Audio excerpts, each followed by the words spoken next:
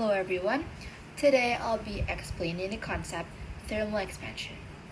First of all, in this topic, we'll have to understand about the state of matter. State of matter meaning the physical form of matter depending on its temperature and pressure.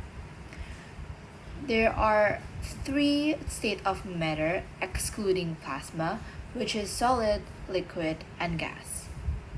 Solid is a state of matter characterized by its fixed shape and volume. Particles in solid vibrates but still stays tight together. It has high density and low energy levels. Liquid is a state of matter with definite volume but no fixed shape. This means that liquid's shape follows its container, so it changes depending on its container.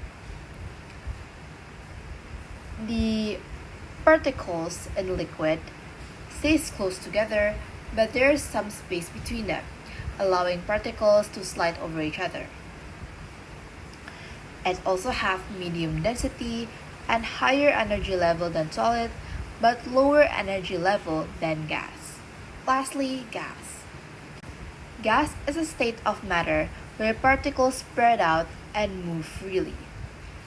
It has low density level, is randomly arranged, and have the highest level of energy. The particle moves super fast and often bump into each other and is very far apart. Now, there are some factors affecting the particle movement in each state of matter. One of it is temperature.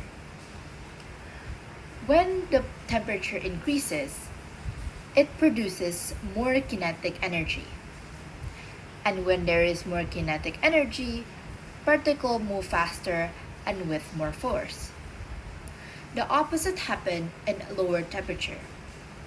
When temperature is cooler, less kinetic energy is there, meaning more slower and more restricted motion. Temperature conversion. Right now, there is three primary temperature units, known as Celsius, Fahrenheit, and Kelvin, each of which have their own conversion formula. Now, let's take a look on some examples on how to use them. Let's say, in Jakarta, it is currently 23 degrees Celsius. Now, we want to convert this into Kelvin. So, by using the Celsius to Kelvin conversion formula, we need to add it by 273.15, which equals to 296.16 Kelvin. Now, imagine it is known that somewhere it has a temperature of 300 Kelvin. But we want to convert this into Celsius. So, by using the Kelvin to Celsius conversion formula,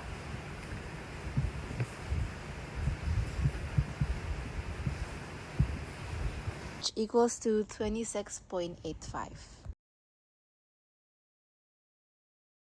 For the last one, I'll explain this by using a scenario. Imagine your American friend started telling you about the temperature. She says that it's 53 Fahrenheit. But you, being not an American, you only know the temperature in Celsius. So you have to convert it. Now it's 53 Fahrenheit minus 32 bracket and then times 5 out of 9, which will equal to 11.6 Celsius.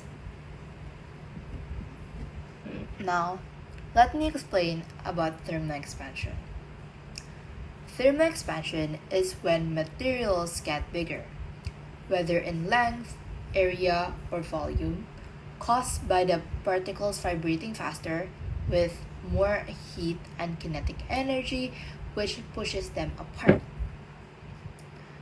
Keep in mind that different materials expand differently based on their CTE, which stands for coefficient of thermal expansion. So, when that material have higher CTE, it have the ability to expand more. If that material have lower CTE, that material will expand less. There is three factors affecting thermal expansion, which includes material type, because of the different CTE, and then temperature change, because when there's a bigger rise in temperature, there will be more expansion. Lastly, the original length. The longer the object, the larger the expansion overall. There's a formula to count the thermal expansion in solid. The change in length equals to the CTE times initial length in meter and change in temperature in Celsius. This formula shows that the change in length is directly proportional to the initial length, CTE, and change in temperature. Let's take a look at this example. From this example, we can understand that the initial length is 1,000 meter. Its initial temperature is minus 10 Celsius. Its final temperature is 30 Celsius. We are also given the CTE, which is this. Now that we have all our information, let's start doing the calculation. So after we find what is known, we can now start calculating. So by using this formula, we can find the answer to the total expansion. So A, and here is the CTA, which is, and then initial length, and then temperature change. Now let's calculate all of this. What we got is 0.48 meters, and this is the change in length. Gas pressure. There is a relationship between thermal expansion and pressure. When it gets hotter in a fixed container, the gas cannot spread out.